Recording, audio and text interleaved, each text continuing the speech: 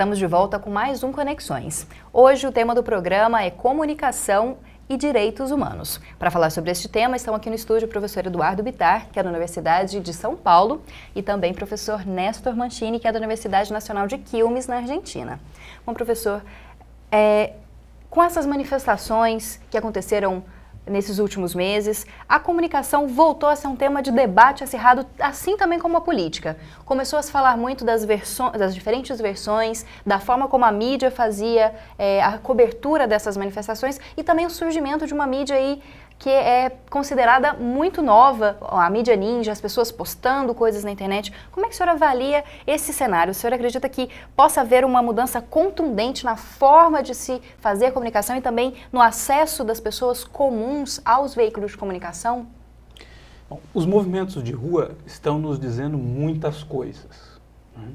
Estão dizendo, por exemplo, que a democracia formal, institucional, parlamentar, representativa, não fala toda a capacidade de representação, nem simbólica, nem política e nem da luta por justiça. Aí considerando um fundo também de luta por direitos humanos. Então, a democracia de rua tornou possível, tornou visível o potencial da população em dizer, em significar, em representar coisas que o imaginário social já não encontra mais nas instituições formais, altamente hierarquizadas e que tem a ver com o processo democrático no sentido liberal. O que nós estamos vivendo no país, portanto, é um contexto de ampliação do sentido de democracia, que deve ser visto de modo muito positivo, né? Então, se nós pensarmos a democracia como expressão de vários eixos de trabalho, a democracia institucional representativa se soma à democracia das ruas, que também se soma à democracia deliberativa, participativa, que os métodos de conferência, os métodos de orçamento participativo, as audiências públicas e, por exemplo, as consultas que o Supremo Tribunal Federal faz a especialistas e os debates do Supremo, né, revelam uma mudança de cultura nesse cenário político.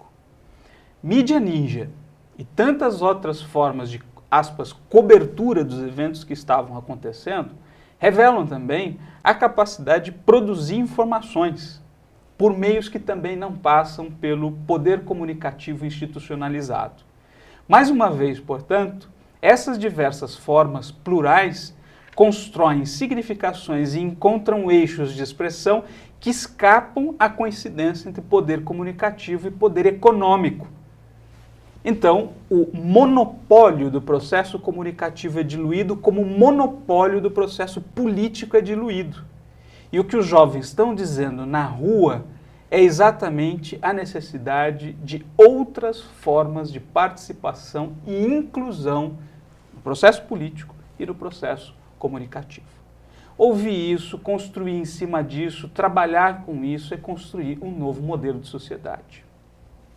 Bom, professor, e na Argentina, num outro cenário diferente do Brasil, como que o senhor avalia a questão dos monopólios da comunicação, que para ser uma comunicação realmente democrática, deveria ter o acesso maior das pessoas e não apenas aí o domínio econômico desses veículos de comunicação, desses meios de comunicação? Como que o senhor avalia esse acesso da população à comunicação?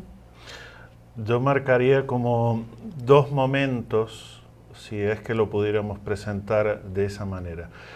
La nueva ley de medios que nosotros tenemos del 2009 recoge el trabajo de muchas organizaciones de derechos humanos y de comunicación, de las que en otro momento llamábamos Alternativa, Popular, etcétera, que desde más o menos la vuelta a la democracia, año 86-87, hasta el 2009, produjeron más de 40-50 proyectos de ley para que se llevaran al Congreso y los legisladores lo aprobaran y pudiera derogarse la ley que habían instalado los genocidas de la última dictadura militar en el año 80.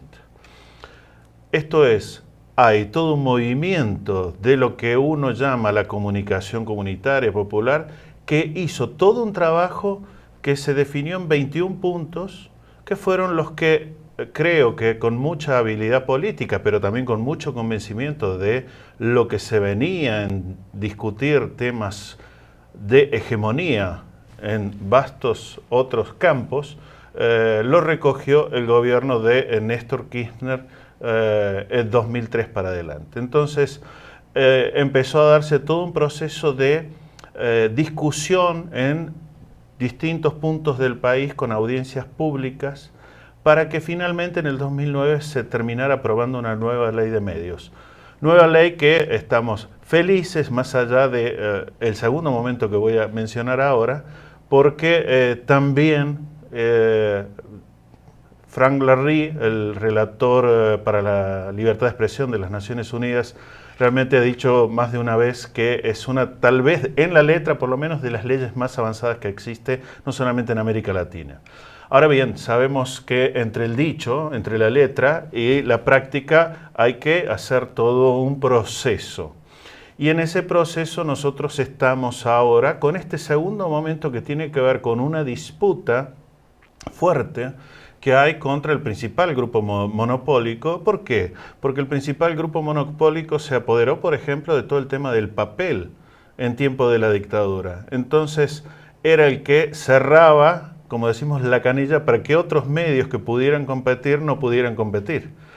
Y es el que también no permitía la libertad de expresión de muchos otros sectores. Lo sigue haciendo hoy también.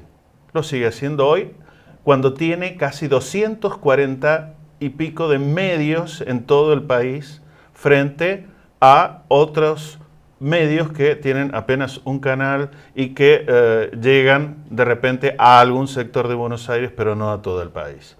Entonces nos están contando lo que ocurre en Buenos Aires y, por ejemplo, en el norte de nuestro país, que no existe ni autopistas ni ruta, nos están contando cómo está trabado el tránsito y no nos cuentan qué es lo que ocurre ahí en la Puna, donde están las comunidades indígenas, donde están comunidades con muchas necesidades.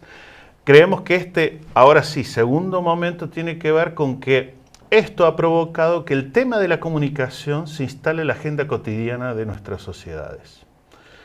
Ha efectivizado mucho más nuestras comunidades a través de la radio, no tanto la televisión, su acceso, su ejercicio cotidiano del derecho a expresarse, a comentar lo que le pasa, lo que ocurre en su barrio, a través de las radios comunitarias, que son miles a lo largo de todo el país, y de medios impresos. Más no tenemos tan buen camino como sí observamos tal vez aquí en Brasil con el tema de la TV. Creemos que en los grandes medios todavía hay un fuerte camino por hacer para que todos podamos contar algo en esos medios y que esos medios lo incluyan en la agenda cotidiana. Porque si no nos venden casi un país caótico continuamente. Ocurre un asesinato, ocurre un accidente, entonces ya sabemos que si lo repetimos 100 veces al día, creemos que hemos tenido 100 accidentes distintos, 100 muertes distintas, y todo siempre es, para los grandes monopolios, una posibilidad de mostrar que estamos en un caos y no mostrar que hay muchos otros avances en cuestiones de educación. Por ejemplo, nosotros en la Universidad de Quilmes, lo comentaba la profesora Luisa Ripa, tenemos una primera generación de estudiantes que en sus familias no habían logrado nunca acceder a la universidad. Eso está ocurriendo en nuestras universidades públicas y creemos que es un buen elemento de inclusión social, y la educación, la comunicación y los derechos humanos tienen que ir siempre entramados, articulados. No podemos entenderlos en forma independiente, separada. Si los manejamos así, colaboramos con los sistemas corporativos, colaboramos para que entonces siempre se parcele y entonces la realidad quede absolutamente fragmentada. En esa fragmentación nosotros tenemos que trabajar para deconstruirla y mostrar un panorama mucho más integrador, mucho más contenedor, mucho más también debatible, para que aquel que creemos que no puede resolver sus problemas porque tiene pocos recursos o porque no ha llegado a formarse, sabemos que también tiene algo para decir. El tema es cómo trabajamos desde los derechos humanos de la educación para, digamos, lograr que se sienta con dignidad, que no se sienta desvalorizado y él mismo se resigne a empoderarse, a ejercer ese derecho. Creemos que la educación y sobre todo la comunicación aquí tiene un papel preponderante. Nosotros aprendemos continuamente de un gran referente que ustedes aquí en Brasil han tenido, como fue Paulo Freire. Entonces, para nosotros es, diríamos, como dice Galeano, aquella utopía donde siempre nos miramos para seguir caminando, decir, bueno, esta relación dialógica que proponía Freire no la tenemos que perder de vista. Freire también apostó y también nos aportó cuestiones de comunicación. Bueno, pongámosla en juego, que no nos quede solamente en las mesas de debate del, a veces, círculo académico. Salgamos a la calle.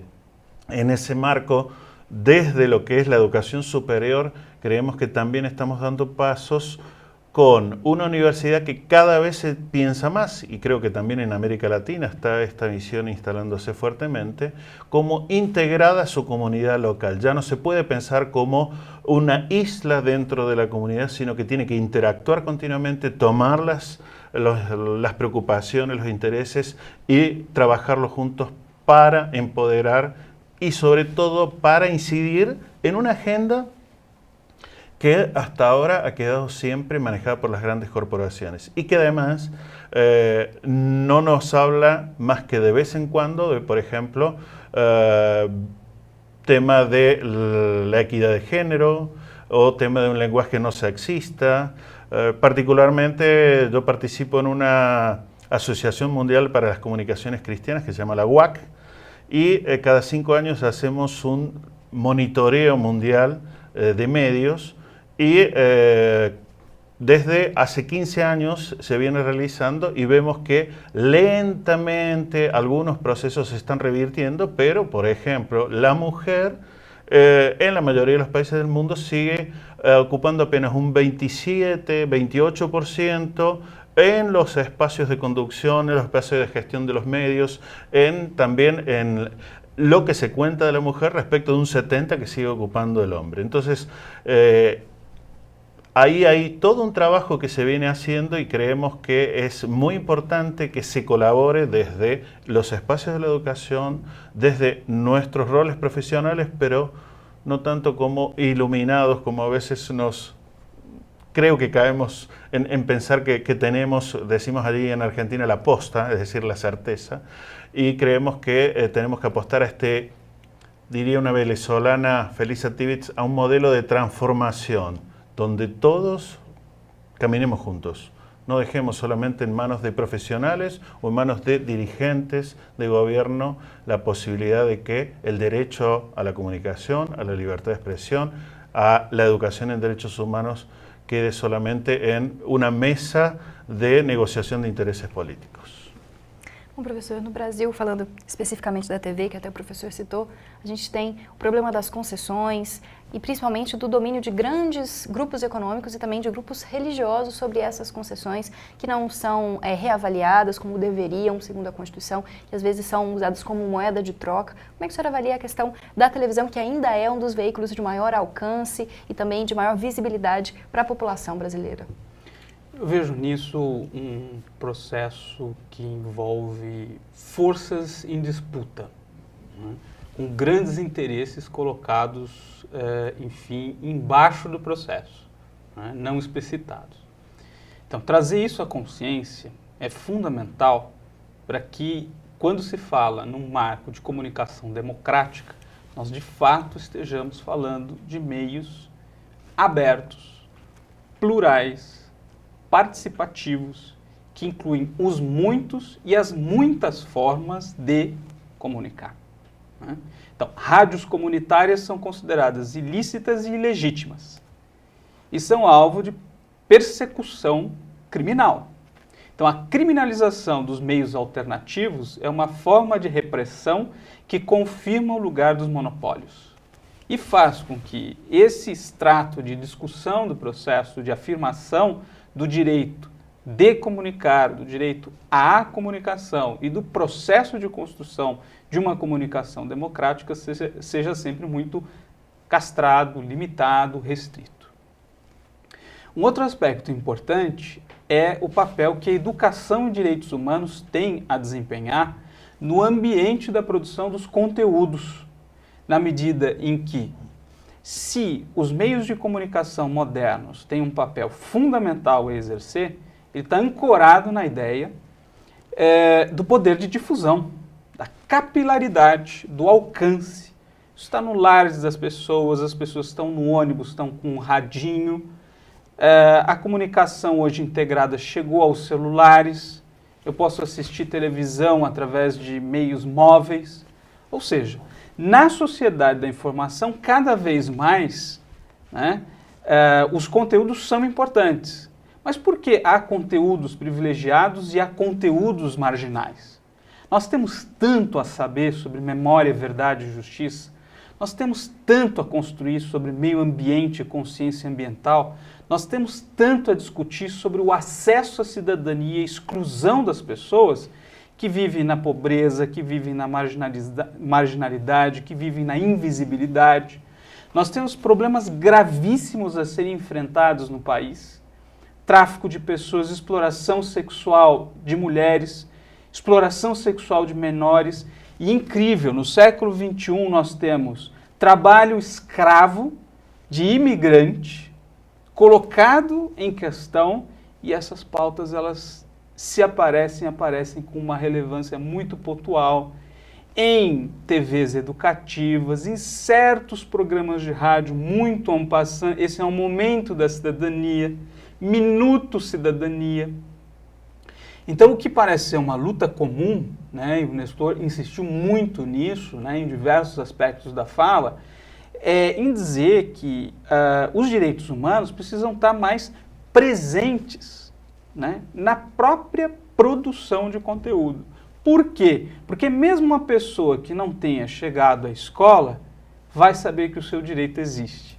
Vai saber que a Lei Maria da Penha pode amparar uma mulher que está sofrendo, né, um processo de vitimização muito forte e que não a faria, por exemplo, se mobilizar a procurar lutar pela sua condição, até por uma questão de informação. Comunicação sendo usada para a educação em direitos humanos. Perfeitamente. Quer dizer, esse potencial, né, está dado para alcançar todos e a todas, né, com vistas ao quê? A construir uma sociedade que consolide, né, a democracia e permita que as pessoas utilizem o amparo dos direitos para a proteção da sua dignidade. Quer dizer, é nesse papel que eu acho que a comunicação, o exercício do direito à comunicação, permite o acesso a uma multiplicidade de outros direitos. Então, ele é, nesse sentido mesmo, canal, né? Canal para a realização de outros direitos. Daí o papel estratégico. Por isso a educação tem que ser muito parceira do direito à comunicação. Bom, nosso programa de hoje chega ao fim. Queria agradecer muito, professor, pela sua presença, professor Eduardo Bittar, da Universidade de São Paulo. Muito obrigado por estar aqui. Obrigado a vocês. Vamos também agradecer ao nosso visitante, professor Néstor Mancini, da Universidade Nacional de Quilmes, na Argentina. Muito obrigada, professor Néstor. Muchas gracias a ustedes, nos están atendiendo muy bien, así que muchísimas gracias. E com o debate, o programa de hoje chega ao fim. Ele é produzido em parceria com o Laboratório de Produções Audiovisuais Integradas da Faculdade de Informação e Comunicação da UFG e também com a Assessoria de Comunicação da Universidade Federal de Goiás. Mas você também pode ser um parceiro do Conexões. É só mandar perguntas, sugestões, críticas ou até mesmo matérias prontas para o Conexões. Você faz isso acessando as redes sociais ou então enviando um e-mail para nós. Além disso, você pode assistir a todos os programas que já foram produzidos no blog do Conexões. E eu te espero no próximo sábado, às 5h30 da tarde. Os horários alternativos são no domingo, às 9 horas da noite, e na segunda-feira, às 8h15 da noite. Uma ótima semana para você!